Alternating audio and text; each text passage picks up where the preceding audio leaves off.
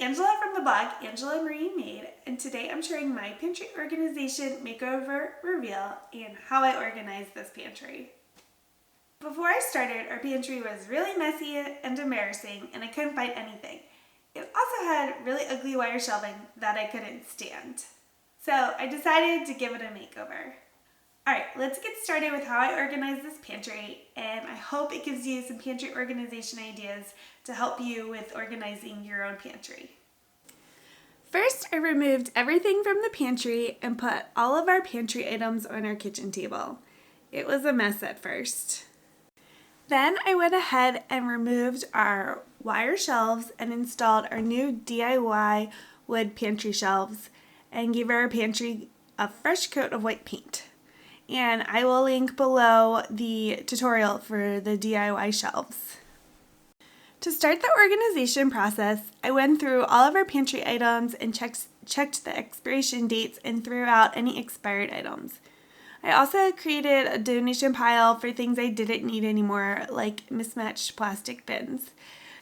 Next, I put my most commonly used bulk pantry items into the OXO pop-up lid containers. I put things like snacks and nuts that we use a lot because these containers are really easy to access for grabbing a quick snack. For smaller bulk pantry items, I used 16-ounce wide-mouth mason jars, and I added a plastic screw-top lid to them to make them easier to access. And then for other pantry items that we don't use as much, like popcorn and lentils, I put those items in larger 32-ounce mason jars. To add more height to each pantry shelf and really utilize the space, I added little metal black shelves for our smaller jars, and I also added a tiered clear plastic stand for our canned goods. And I really love how it holds multiple canned items, and I'm easily able to see what we have. It's made a huge difference in our pantry. The last item I added was plastic bins, which I used to hold all of my random baking supplies, as well as to hold any other random pantry supplies that we don't have on a recurring basis, but I just needed to have in an organized bin. Finally, to really keep the pantry organized, I had to add pantry label decals. I've made these in the past for another pantry makeover that I did in our old apartment, but I decided to make more of them, this time with my CRICUT and using white vinyl.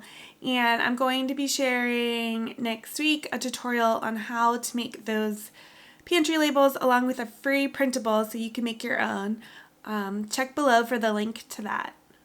I love using vinyl pantry label decals because they are easily removable and they're waterproof and they look really cute on all the different pantry jars.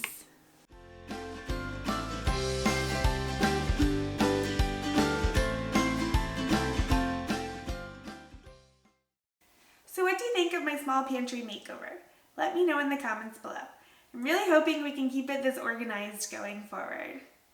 Again, links to the products I used, as well as the tutorial for the DIY pantry shelves and DIY pantry labels, along with the free printable, are all linked below, so check that out.